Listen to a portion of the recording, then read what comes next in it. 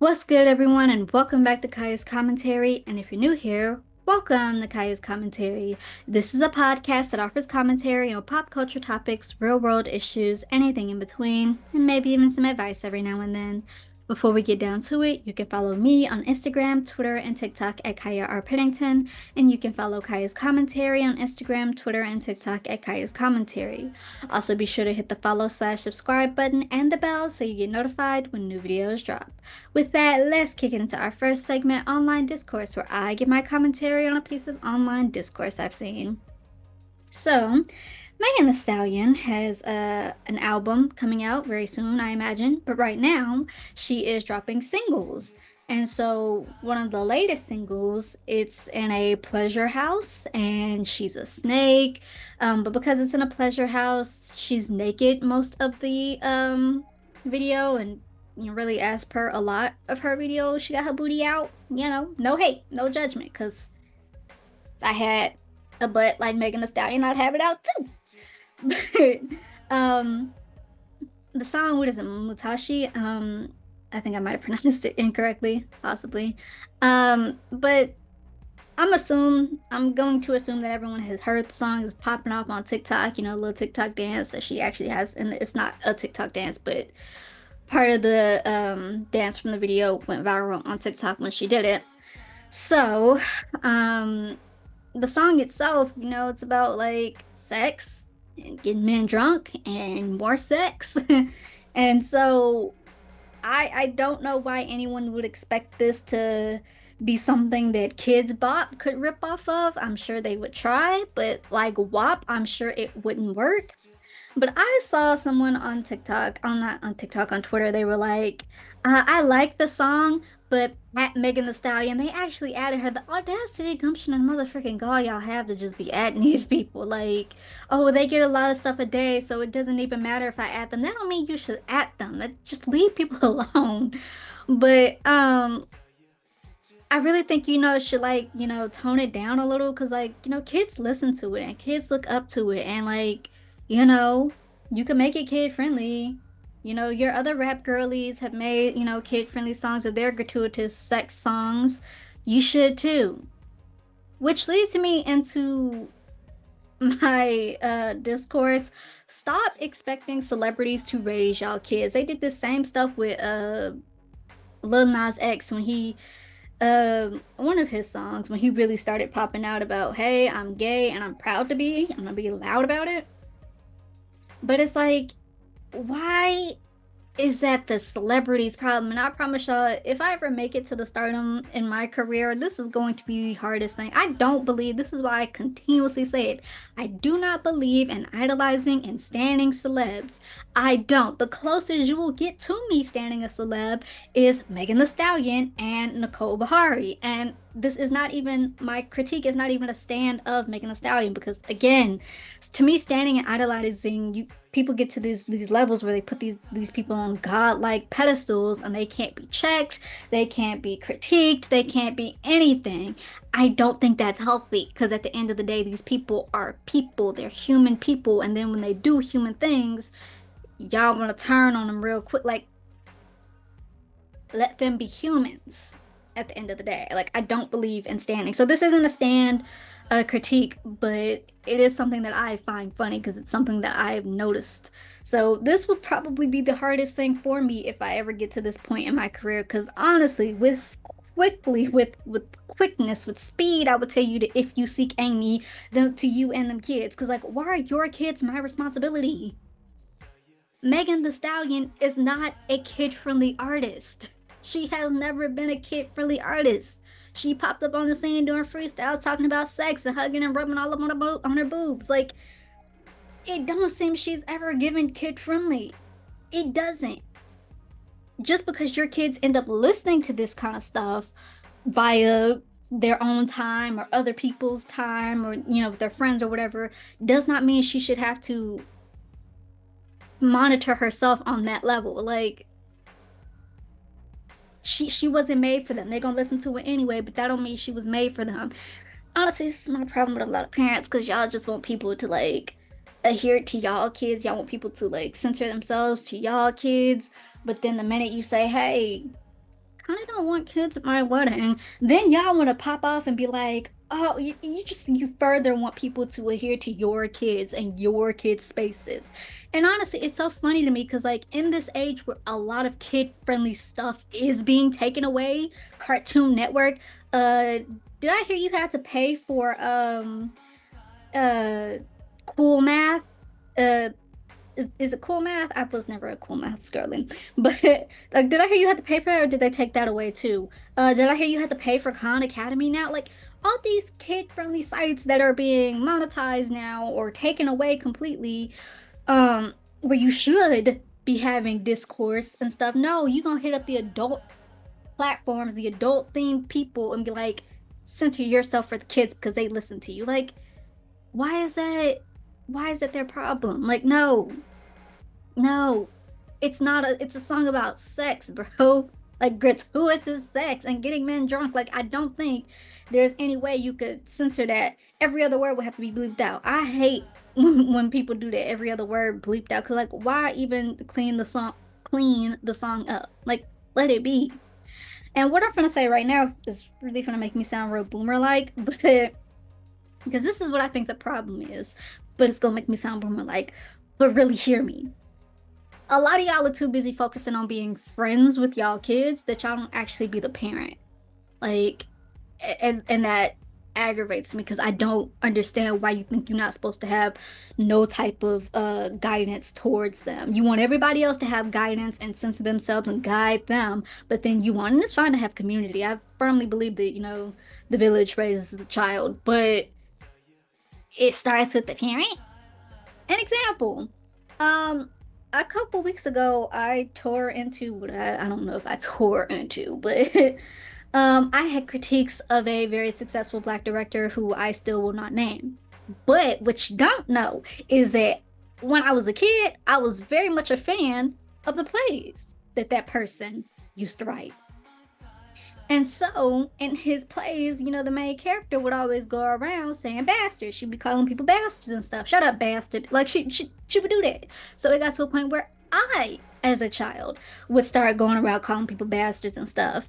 And my brothers was like, Kaya, that's a cuss word. You can't say that. That's a cuss word. And I would just swear up and down that it was not a cuss word. I would just swear up and down that it wasn't a cuss word. And then I finally went and asked I was like, is bastard a cuss word? And she was like, in the sense that that character says it.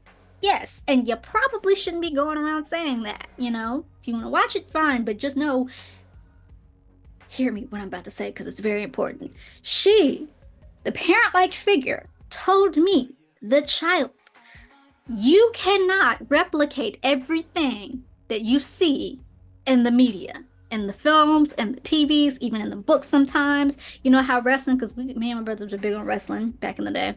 You know how, they say don't try this at home? They mean that. And you shouldn't try it at home. You can't do everything that you see in the TV. That is what she told me. And then I started running around calling people bastards. What she didn't do was write up a certain director and was like, hey, my niece really like your stuff, but you can make it more kid friendly because all this cussing that you're doing, she look up to you and it would be a lot. It would mean a lot if you would censor yourself, your mostly adult themed content to my child's wishes and needs. Do you hear how insane that sounds?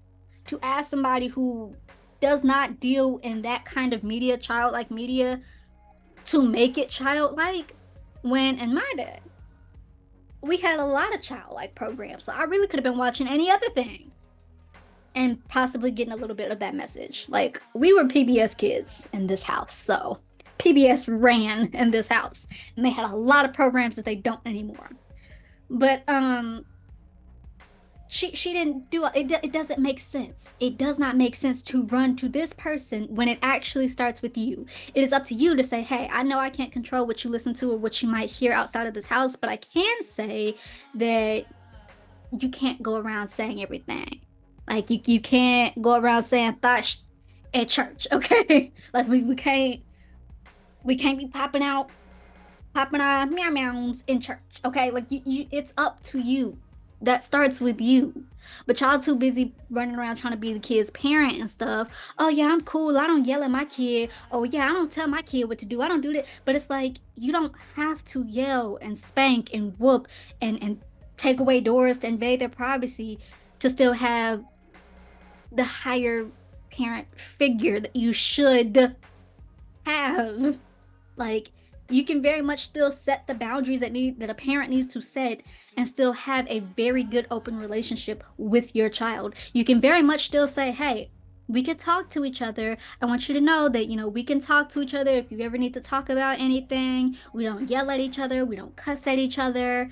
Um we don't take doors away from each other. Like we can talk, we're open," while still saying, "But we will watch how we talk to each other, because just like how I can't yell and scream and cuss at you, you're gonna have to learn to find a better way to express your feelings, because that also in and of itself teaches them a better way to learn and express themselves without all the yelling and the screaming and all of that." Like, but no, y'all, because I guess because y'all were raised in like really um authoritarian or slightly strict households, y'all just like, "I'm not gonna take that level with my child," and it's like, just a little bit, guide them to these morals that you would like them to have, to let them know, hey, be your own person. That means not always even listening to me, but you will at least have the very basics of, I don't know, basic human decency. Don't go spitting on people, like y'all don't want to be parents, y'all want to be kids, y'all want to be friends with y'all kids, and it's like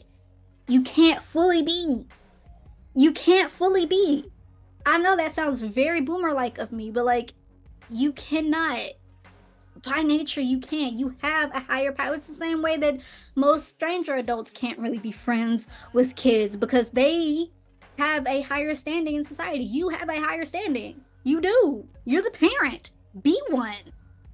Like, but stop expecting other people to censor themselves or to alter themselves, their brands, their business for your child. I do believe in community and helping raise children, but it's also like you can't demand that. Like, it was a conversation on Twitter a while ago. People were upset because a pub put out a sign that was like, "No children." Dogs are allowed though, and it was obviously a jokey joke, but it was like still no children.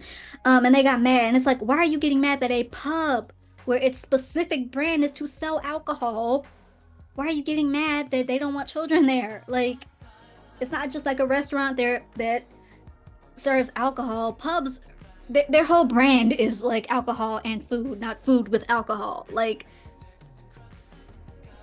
why are you getting upset at that? That you want your children to be allowed around intoxicated adults? That's also a problem, is that y'all, I don't know, y'all didn't grow up or something. I don't know. Something is not clicking that you are the adult. And it should if you're going to have children. I know that sounds really boomer like, but I do believe that you cannot be friends with your children. You can be friendly and you can still have a very great open relationship and know that talking and all of that is encouraged and expressing yourself is encouraged. It doesn't have to be authoritarian, but societal standards by nature, you do have a higher standing, so you cannot be friends with them. That's a little quick online discourse, my commentary. With that, let's kick it into our second segment. Let's go to the movies, where I give my commentary on a movie I've seen. Today's movie, Honk For Jesus, Save Your Soul. So this is a satire film around the scandals that go down in the Mega Million churches, and it stars Sterling K. Brown and Regina Hall.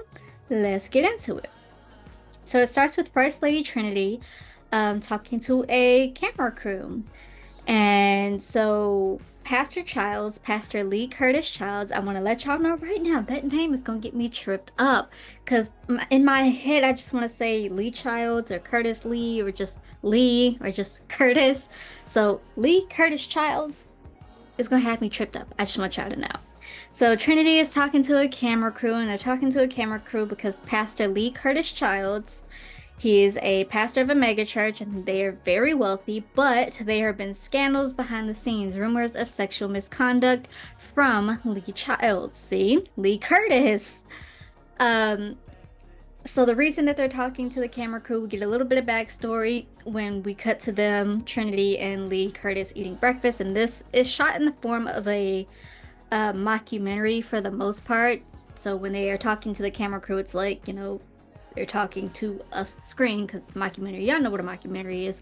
But there are scenes where it's like actual filmed, like it's it's them. We are the fly on the wall, for real. And it can get a bit confusing. It can. I feel like uniform, pick one. But they're eating breakfast, and Trinity is not happy. She's not happy with the idea of being filmed, but Lee Curtis is confident that a film crew leading up to Easter Sunday, when the church wants to reopen, will bounce them and their church back from scandals. So the church did close due to scandals, but they plan to reopen on Easter because Easter is resurrection, so they want to resurrect on that day. It's a good little marketing thing. Also, many left the church, many of the congregation left due to the scandals and it being closed. They gotta find somewhere else to go get their praise on. So, to the film crew, they are showing off the church. They're showing off their very fine, very colorful clothing. We got Prada, we got all these shoes, we got all these hats. So it's very clear they got money. They are a mega million church, and not everyone within the congregation agreed.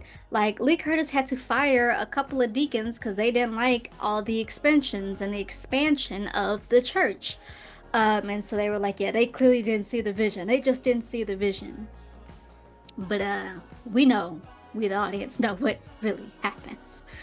They're also showing off for the camera like they're all happy, and they're like, "Oh, look at this! Oh, ha ha! Yeah, we're so happy." And it's clearly that something is off. Like, it's very clear that seems like y'all playing it up for the camera.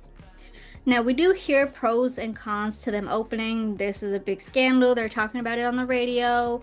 We got people that want them to open. It's like, oh yeah, I don't believe anything that the accuser said. Oh, they were 18. Oh, they knew what they were doing. Oh, it's just another person trying to take the black man down. And then you got people that are disgusted with them. I can't believe that they are, gonna do all of this. They're gonna try to open. I can't believe that they would misuse so much trust like that. Pros and cons. So we have a rival church, Heaven's House, with two pastors. The first lady is also a pastor. So there's Shakira and Keon Sumter. And they are an ever-growing church. And Shakira Sumter is played by, real quick, Nicole Bahari. And I'm not even gonna lie to y'all. That is part of the reason that I watched this film. Because I was talking about Little Fires Everywhere last week and how I didn't even know she was in it. I knew she was in this, and that's part of the reason, because I thought she was gonna have a bigger role. I honestly thought that her and Regina Hall were gonna interact a lot more than they did. They didn't, which is okay because the other actors in the film, the themes kept me sad. But if I were to ever get Sleepy Hollow back and running, and certain actors didn't want to come back, like maybe Lindy Greenwood had conflicts and couldn't come back, time conflicts and couldn't, I would definitely recast the role of Jenny as either Regina Hall or Taraji P. Henson. Someone see the vision. So I was really kind of excited to see them work together, and they didn't really have many scenes, but it's all good because it still kept me sad. But they, the Sumters, are making the most of Lee Curtis scandals. So they're talking about how, oh yeah, it's so sad, but any of their members who are looking for a new church, we just down the street. I don't know if they were down the street, but here we are, and you can definitely come and praise. It's very clear that they are making the most of their scandals. Like, they're not just doing that out of the goodness of their heart. It's very clear. And something also to know about the Sumters is they used to be, I don't know if it was like before the scandal, like they left, the scandal happened and they left and decided to start their own, or if they left way before the scandals, but they used to be members of Lee Curtis's church, and they branched out and started their own thing. Back to Lee Curtis. He's speaking of sin to the camera crew and somewhat alluding to the scandals, but not really addressing it. He's like, we are all, have sin. None of us are without sin, but, we try to do the best we can, and, sometimes people will take advantage of that. But so he's alluding to the scandals, but not really addressing it. Wednesday Bible study, I believe, comes, and we have 5 loyal delegates. We have an older black couple. Of course, they would stick around. That's just what they're gonna do. We have a middle-aged mom and her young daughter, her maybe like 13-year-old daughter, and she counts as the fourth member. And then we have maybe like a college student male. The rest of his congregation went to the Sumters, to the rival church, Heaven's House. So Trinity is still apprehensive about filming, and they're talking to the film crew in the church on this Bible study. And then Lee Curtis, he steps away for a minute because he just needs a minute. And so Trinity wants to clear the air. She talks about, hey, you know, we help people. You know, Lee Curtis is a good pastor. But she also talks about her strength as a first lady. You know, Lee Curtis is the brain. I'm the neck. I'm the spine. I'm the structure. You know, we're in this together. So when Lee Curtis comes back and he's talking, he sees her talking, she kind of cuts herself off, but he also kind of cuts her off. And it's we see that he's like arrogant, like it's all about him. He's about to close out the Wednesday Bible study. I think it's a Wednesday Bible study. It's an evening service, and evening services like that are typically Wednesday Bible study. But I could be wrong. It could have been a late Sunday service. But we see his Wednesday evening prayer, and he's speaking to restraint, and this leads him to like stripping off his shirt and getting baptized by Trinity. And I want to say, I could be wrong, kind of held him under there a little, maybe a little longer than she should have. And then when he comes back up and they're closing out the prayer, he says amen and she says amen. And so it's very clear that, you know, we're not on the same level. And she's like, I thought we were going to say amen. And he's like, no, baby, we have to get the times. And with the times, people say amen these days. And they're like, okay, we're going to take that again. We're just going to take that again. And they take it again and they close out the prayer again. And again, he says amen and she says amen and he says amen. And it's very clear that they're not going to be on the same level on that. And personally, it's very clear to me the Trinity is not going to win that. She's not going to win it. They're going to go with amen. Later that evening, they're driving and Nuck If You Buck comes on the radio. And they're singing it together. Like it's they compliment each other on that song. They're going back and forth with it, singing it together. So they kind of meet in the middle. This is also a scene that's like, I think, not filmed for the crew. So it's to let us know that they're meeting in the middles. But they are driving to the rival church, to Heaven's House. Because they are fearful of Heaven's House stealing their congregation, which is kind of too late. And so this church this location hasn't opened yet. So they have the little church billboard and they have like the pictures of Keon and Shakira. And I want to say, I could be wrong, but I want to say Keon's picture is the picture, like his character in the film, whereas Shakira's picture is Nicole Beharie. Nicole Beharie's picture is Nicole Beharie, and I guess it might be just a testament to budget. It's like they couldn't get her time conflict wise to like come and take a quick photo for in character, so they just pulled one of her headshots, because that's her headshot. And I'm not trying to like crap on the film. I find it funny. I really do. I find it funny. They took because I know it's a headshot, and so it's like it's just one of those little detail moments about the film. So later that night, neither one of them can sleep because they're so kind of thinking about Heaven's House and their congregation and what they need to do to get him back. Which leads to Trinity trying to connect with Sex. Hey, we both up. I want a little bit of connection. Maybe you do too. So she's trying to connect with Sex, but it ends up being about his own gratification. Like, he turns her over, he's gonna go through the back door. Very important detail. Maybe, dare I say, a heavy-handed detail. But she's like, oh no, I thought we were gonna do it the normal way. But he can't focus enough to do it the normal way. So he's like, can you do the thing and freestyle off the top of the dome? And so he's satisfied, and if you get my drift, freestyle off the top of the dome. If you get my drift. And so he's satisfied now, and she's just laying there. Later we see him, he's back in the church, and he's preaching of marriage and how it was always meant to be a woman and man coupling, and he's also talking about the homosexual agenda. But mind you, he was gonna go in Trinity's back door, which is an abomination to God. Like an affront to God. But yeah, let's talk about the homosexual agenda and how the homosexual agenda is an affront to your marriage, but not what you would just want to do with Trinity. Later, it's 2 weeks until first Sunday back, and Trinity is shopping for hats, and she gets a little bit of pity from the store owner. She's like, "Oh yeah, that woman deserves it all for everything that she's been through. Like, yeah, she deserves it all." And so Trinity is showcasing all these hats, and she comes across this one that she really likes.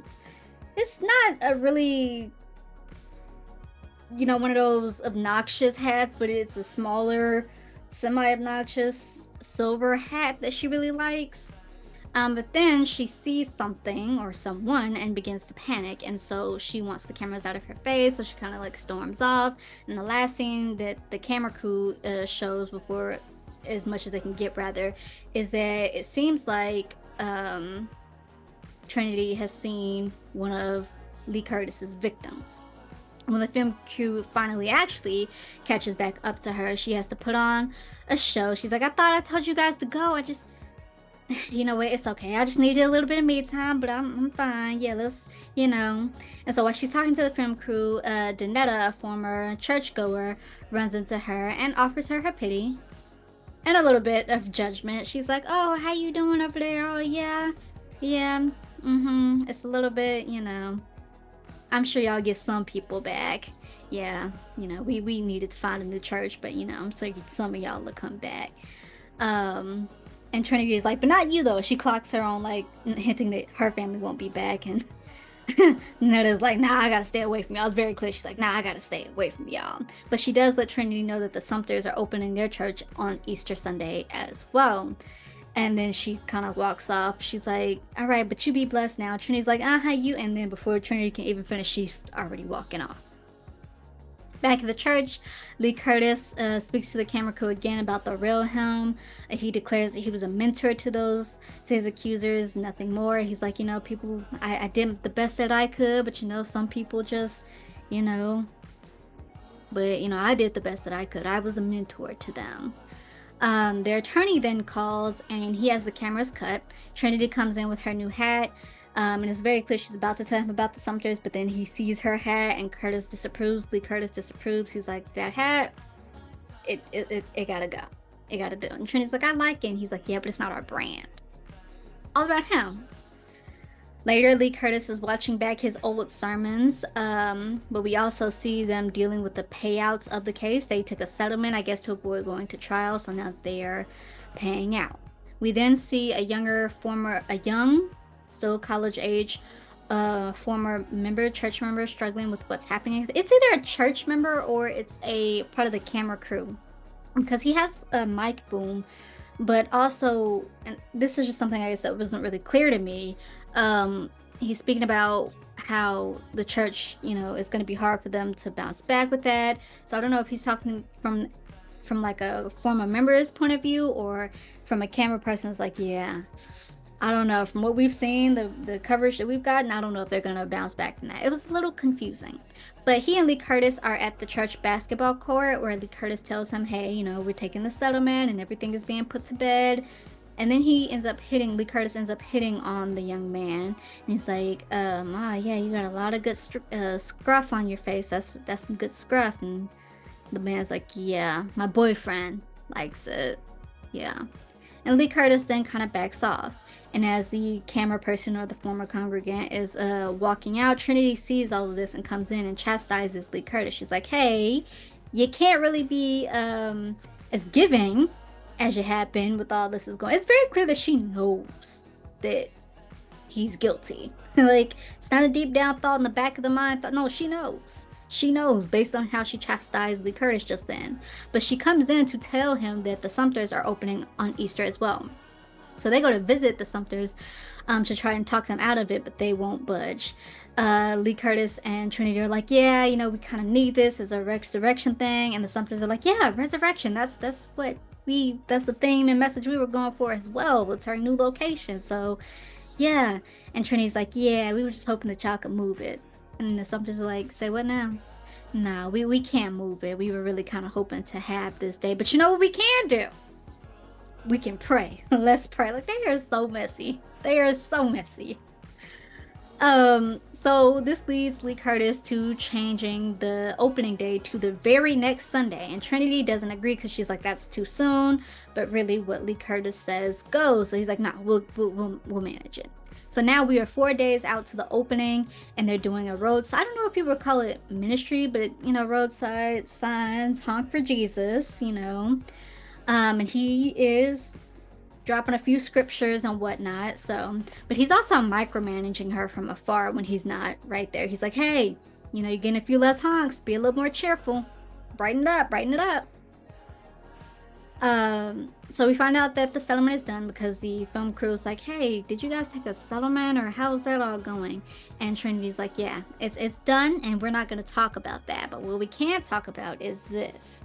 So still not really willing to open up about that. But the whole point of the film crew is to like kind of get into that, to show your side of that as well as your side in general. But they don't want to open up about it.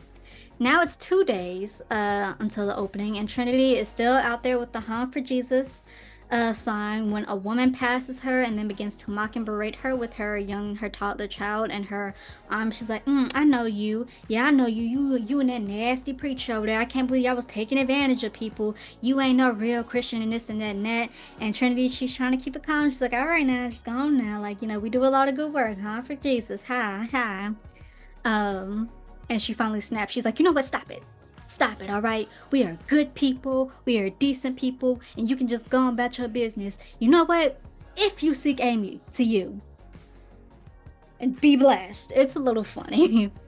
While that's happening, Lee Curtis is semi-working on his sermon outside, and he's approached by a young janitor who frequented his church and was like, hey, your sermons helped me out a lot, and I don't really believe a lot of what people are saying about you. I hope y'all do reopen. I hope y'all do good. And it's just more fuel to Lee Curtis's fire about, we help people. Later that evening, he's working on his sermon in full at the church, and Trinity is trying to give him critique, wanting him to connect. She's not feeling that he really connected with it. He's pleading in it, but she's just not moved. She's like, that's not, you have to give these people everything, make them want to come back. And he's like, I was pleading in that. That is everything. And she's like, then we better practice. Like, again, not on the same level, very much tension there. That night, neither can sleep. They're just dissatisfied. They feel like something is off and they need something to really grasp the congregation back. The next morning, Trinity is having breakfast with her mom, and we get a little depth into Trinity. She's talking about worries of her marriage and how she doesn't know if she can bounce back from it. But her mom brushes it off. She's like, are you foolish? Telling her, she's like, get it together. You are first lady. When you have problems, you run to the Bible, but y'all married for life. And she's like, that's what I did with your daddy. Like, when I had problems with him, I ran to the Bible. And Trinity's like, okay, but when did you stop running to the Bible? And her mom's like, when I buried him. That sounded smart to you. Anyway, Trinity, now 22 hours before opening, decides to take a statue of Black Jesus with her and her Honk for Jesus sign, and it works at first, but after 2 hours, it's a little dry. So Lee Curtis is like, we need something to really get him going, and Trinity already knows where he's going, and she's like, no. But he's like, he gaslights her with calling her hesitation ego, and he's like, that's that ego edging God out. We got to do the things. We are service to God, and we have to do the things that we must to spread his word. This is what's going to spread his word. So Trinity, the thing that she did not want to do, does mime praise dancing. And she has like a mime face on, and she explains it to the crew like, hey, we're entertainers. It's a sideshow, and, gives entertainment to the people. But we can also see that this is her breaking point. She is his first lady, his wife, and he reduced her to a mime praise dance, something she did not want to do. While doing this, Lee Curtis's victim pulls up and he just stares. And Trinity tries to brush it off at first. She's like, hey, how you doing? Because she doesn't know who it is at first. And then he rolls down the window and she's like, oh, hi. All right, now you kind of holding up traffic. You might want to come on, move along. And he just stares, and so she's like, all right now, Khalil, come on now. don't do this. Don't do this, okay? We're trying to bounce back. Lee Curtis is a good person, and you know that. This leads Khalil to getting out of the car and then having a stare off with Lee Curtis, who's near Trinity. Before he breaks out into laughter at their desperation, and he mocks and confronts Lee Curtis for taking advantage of him, telling Lee Curtis that he's not needed, making Lee Curtis snap back and deny. He's like, "You watch how you talk to me. I didn't do anything to you." And Khalil basically says, "Screw you," and then he leaves. And this is another breaking point for Trinity. She can't hold back anymore. She storms off, not wanting the cameras in her face, but they follow her anyway. While Lee Curtis is speaking about how, um, he's not leaving. He's not leaving the church, and they're here to stay. And he's about to go to comfort Trinity, about to touch her, but it's very much a "don't touch me." And Trinity loses it in front of the camera. And she's like, "Well, what do you want from me? You want me to go on the record and say that I didn't think that we could reconcile our marriage?" There you go. There it is. But we help people, and now those people that we help want us to fail. You came here to show the big bad wolf who eats the little piggies, but I'm the piggy. I'm the victim. She says that she is the victim. She's like, "Well, what do you want from me?" Now, the camera woman, Anita, whose whole thing was being a fly on the wall, finally breaks that and speaks and says that she wants to understand the truth. She wants to understand Trinity and Lee Curtis, and Trinity calls BS. She's like, "No, you just want to show us in this particular light so that we will continue to fail." Um, but here's the truth. If you want the truth, here's the truth. I've asked myself why I won't leave, but I want the world to know. If you want the world to know the truth about Trinity, here it is. I did what I was supposed to do. I was good and I prayed. So this church that y'all want to fail because of him is also my church. It's my legacy, and that is my husband, and I would sooner kill him than leave him. So she's sticking with him. She's sticking with him. Later, we see Anita. She's talking to a couple of young entrepreneurs. They're selling water on the side of the road. And they're like, "Yeah." She's like, "Do y'all think this church will bounce back from that?" And they're like, "Well, they are. They were really good business. But I don't know. I feel like this other church, Heaven's House, they might. But I don't know about them. We'll see." So, the first Sunday is here, and the 5 loyal delegates come back, and Lee Curtis is talking to Trinity. He's like, "How many do you think are coming?" I'm thinking like a good 500 at least. And Trinity, at this point, she's had her snapping point, and so she just over everything. She's like, "Yeah, okay." And Trinity wears the hat that Lee Curtis hates, and he's like trying to talk to her. He's like, "Yeah, I think you probably shouldn't wear the hat." And Trinity snaps. She's like, "You know what, Lee Curtis, if we're gonna do this, there are things that we can talk about, and then there are things that you have to keep between you and your God. And your thoughts on my hat is one of them." When Anita tries to talk of Lee Curtis and their relationship, Trinity kind of shuts it down. It's very clear that there is still tension there when Lee Curtis goes to like hug up on her and touch her, and she steps away. Not having that. At the Sumter's church, they decide to open the same day, and they try to act like that they didn't know. It's like, "Oh, we didn't know that. They were confident on Easter, so we were just gonna go ahead and give them Easter.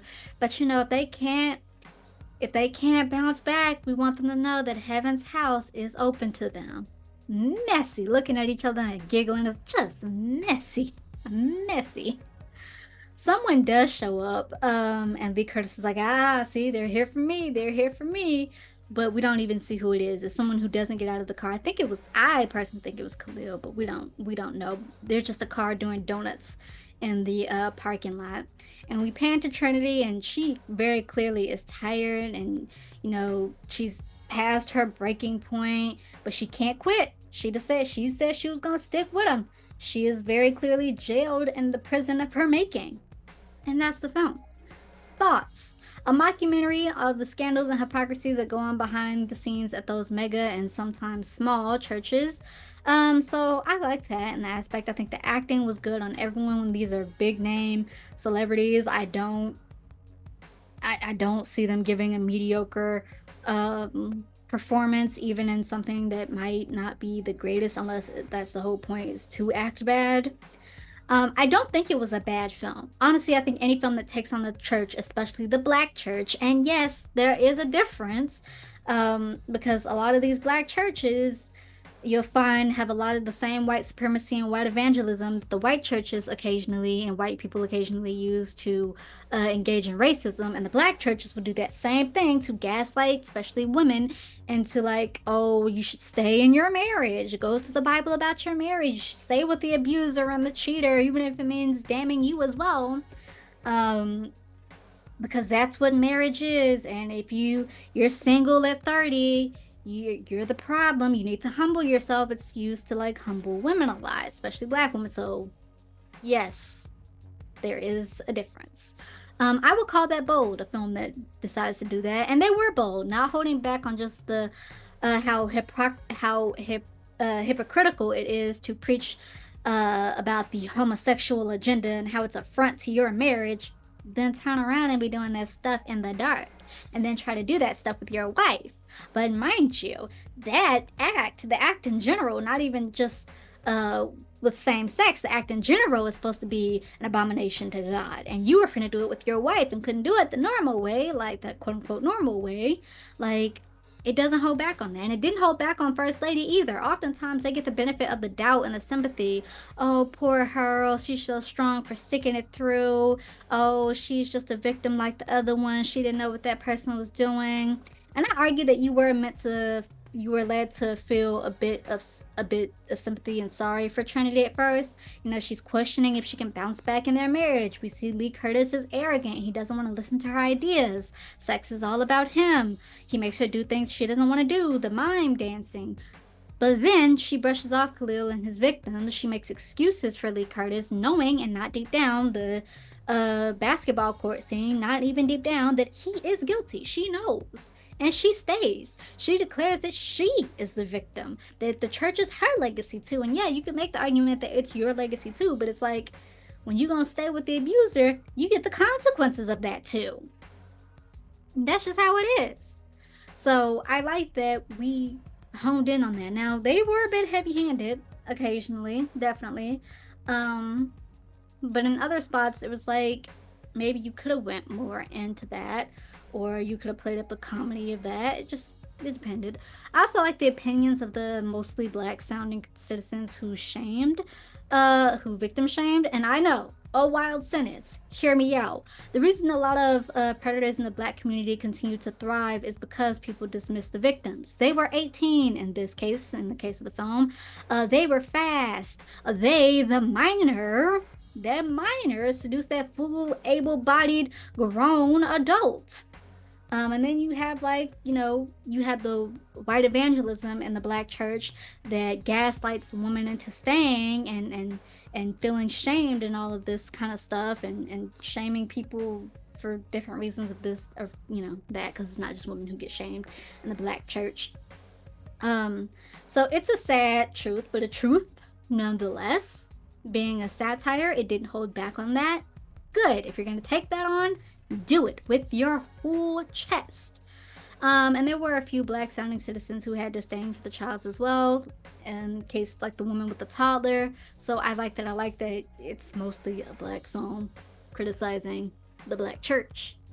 And you don't want to hear, as black people, you don't want to hear your faults, because we're so we are the minority, and it all started with white patriarch or whatever, what have you. But it's like, take accountability for the ways that you allow that to grow hatred in your own heart or prejudice in your own heart. So, not a bad film, and one that did point out a lot of the hypocrisies, but also one that was kind of not focused. I'm a labels girly. Labels matter to me. This is labeled as a comedy satire, and it had comedic moments to be sure, but maybe a drama or a dramedy satire. It didn't really matter too much to me. I know like I said, I am a big on labels, but it didn't matter for me. But while I was doing my research, it mattered to a lot of other people. But also, I guess you have to take in mind that it might not be a comedy in the general sense. Like The Bear is a comedy, and it's not a comedy in the general sense. Also, the semi-dedication to the mockumentary style. There are scenes where I couldn't tell if it was theatrical and what was like filmed for the crew, the actual film crew. And I was like, uniform, pick one. It's good to break it up because the crew isn't there all the time. But I don't know. I don't think they made that clear enough. But I don't think that it's a bad film. I think it is a stepping point to be sure. Um, it's something that could lead into more, maybe not necessarily in this story, but like branching out to like maybe different ones. Something that's a little less satirical and like you kind of like I hope you kind of get what I'm saying.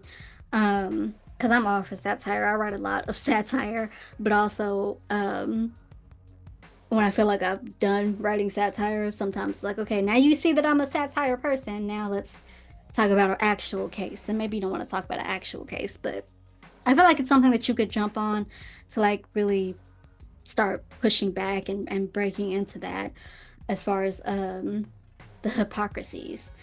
Because someone who is really beginning to get into religion, I consider myself agnostic, but Christianly so. I think it's important to break down the lies that are sold in this religion and acknowledge the harmful ways that it is used, and then break down those harmful ways. Because when you break down those harmful ways and then try to live it not verbatim as it says, because you personally should not read it verbatim as it's live it verbatim as it says, but mere suggestions, um, then you can really, I feel like, embrace the religion. Like the religion, like kind of has a payoff, if that makes any kind of sense at all. I just feel like it's something that you definitely could take this and then jump off into like something more. Overall, 6.5 to 7 out of 10. I don't think it was bad. I don't think it was particularly the greatest thing. Um, but a decent satire. A pretty decent satire. With that, let's kick it into our last segment really quickly. Unpopular opinions, where I give my commentary on an unpopular opinion that I have. Today's unpopular opinion, young adult discourse. And this is something that I've been saying online a lot, but apparently it's an unpopular opinion to say it. So people are like, young adult novels aren't for you as an adult, and you shouldn't be reading them. Not true. I disagree. But taper expectations. I'm learning, like, I didn't get social media until 17, and then I didn't get Twitter until I was 20. But all these rules that y'all put on reading, y'all make reading sound like a job. Y'all make reading sound like a job. Oh, you have to read this many books to fill a quota to be considered a reader. You have to read these kind of books to be considered a reader, and these kind of formats to be considered a reader. These many words to be considered a reader. This genre to be considered, like, all these labels, and y'all make reading feel like a job, bro. Like, if you want to read a young adult novel as an adult, read a young adult novel, because what y'all are forgetting is that a lot of these young adult novels are written by adults and then peer reviewed by adults. All these reviews on the back where you wish a blurb of the story would be, and instead as reviews are other adults reviewing this adult person's young adult novel. Like, but I do think you should taper expectations. Like the Shatter Me series, the trilogy, I feel like is a young adult, and the series might be a new adult. I'm not particularly sure. But one of my critiques of it when I reviewed it was that, Juliet and Adam, their love story, their brief love story was just filled with so much teenage drama.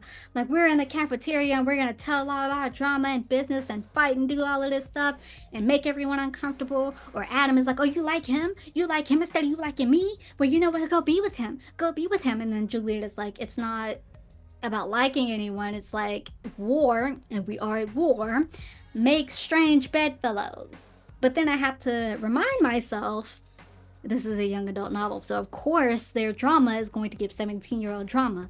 I also said in my review that I feel like 17-year-old Kaya would have been rolling her eyes at that drama too. But like, I can't get mad that the Y adult novel has Y adult teenage drama. Don't go into there thinking you finna get like adult things. Also, I've seen people be like, oh, I can't relate to young adults, so I just find it weird, and I don't see why people read that as an adult. Like, you can't relate. You're not always supposed to relate to the characters. We tell white people all the time that, hey, just because this character is black or POC, BIPOC, does not mean, like, you weren't supposed to be able to relate to this character. We grew up knowing we weren't supposed to be related. We couldn't relate to a lot of the white characters that we like in a lot of these stories, but we still like the story. We still like the story. Like, you're not maybe supposed to relate to the story, maybe the character, maybe the story pulled you in. Like, but relating to the character, don't go in trying to. Let the story guide you. You picked it up for a reason because the story sounded interesting. Let the story guide you. Or now I will say this: people who were like, I read YA, adults who are like, I read YA to stay away from all the sex and the new adult romances. I will say that's weird. I don't know if it's because you are tired of the Book Talk, Book Twitter, Bookstagram versions of smut. And I would be the first to critique those because they definitely are sexual abuse horror stories that are branded as romances. I don't know if you are tired of that or if you are sex repulsed. And I'm not, it's not a bad thing to be a sex repulsed, I guess. I'm a 23-year-old asexual, so the act of sex in my life doesn't really feel me anywhere. I can read it though. But don't go to YA assuming that just to get away from that, because as an adult, to get to be I don't know, I don't know, as an adult, to shame the act of sex in adult novels, and that's your sole reason for reading young adult stories, that is weird. I will say that is weird. And also I've read a lot of YA stories that had some scenes in it. Now I was fine with it because it's like 2.5 to 3, wasn't like 50 Shades level. I'm fine with sex and young adult because a lot of young adults, depending, like, not 12 to like 15 young adult stories, but like maybe 17, 16, 17 to 18, 19 young adult stories. Teenagers have sex, so if it's gonna be in there, okay. Because I'm not supposed to relate to it, but a teenager of that age might be able to. So I don't think that's a real excuse. But if you want to read it just to embrace your inner child, read it. Like, I don't know, all these rules that people put on reading these days, it drives me wild. Like, if you read solely from audiobooks, you're not a real reader. Now, me personally, I like a good paperback. I don't like audios that much because I can't, the whole brand of audios is that you can do things while you listen, and I can't do that because I can't focus on the story unless it's an audiobook that I've already read. Like the Maze Runner back in like 2020, I was listening to that in audio. Yes, I, as a 20-year-old, went back and listened to the Maze Runner, even though I couldn't relate to the characters, but I wanted to reread that story. I knew what had happened, and so I could wash dishes and clean up as I listened to it. But like a new story, like I couldn't. Like, I recently read The Three Musketeers, had to listen to that on audio because some of the French words in the story were like confusing me. I couldn't move around, and the most I could do while listening to that was walk, like outside, exercise, walk. That's it. Oh, if you only read 50 books and a quota, you're not a real reader. Like, I don't know, man. Why do you have to have a quota? If you want a quota, fine, but don't get like sad and disheartened when you don't meet that. If you don't meet that quota, it doesn't mean you're any less of a reader. Read what you want to read, unless it's like that Book Talk, Bookstagram, Book Twitter filth. Like, don't come and because I will be the first to like trash that. But again, that's something different. So if you're using that as an excuse to read sexual abuse stories and be like, let people read what they want to read, get away from me. But outside of that, if you want to read a little YA story every now and then, read one. Like, y'all have these huge awesome shelves full of all the books that you read, and then you have YA on the novel on the shelf, and it's like, why did you buy it if you're not gonna read it because now you're too grown to read it?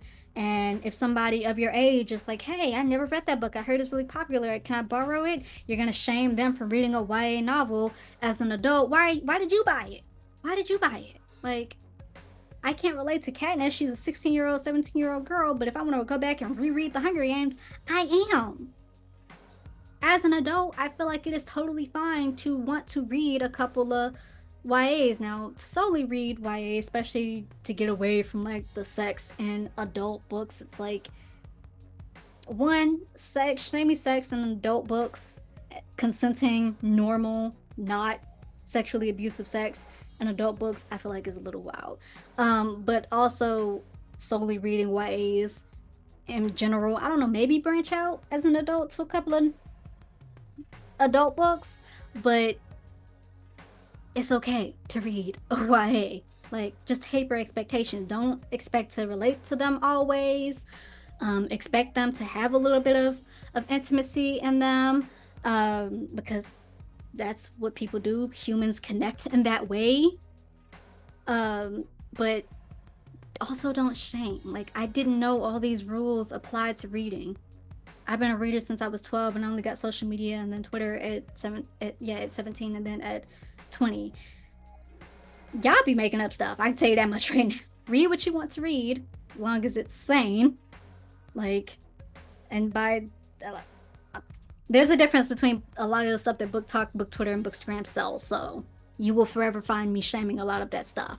Outside of those, read what you want to read, or don't read what you don't want to read, or have a quota if you want to, or don't. But if you don't fill that quota, don't feel like you're any less of a reader. Like, all these things that y'all place on reading, read for your enjoyment. It's supposed to be It's supposed to be joyful. Like, you're supposed to enjoy it.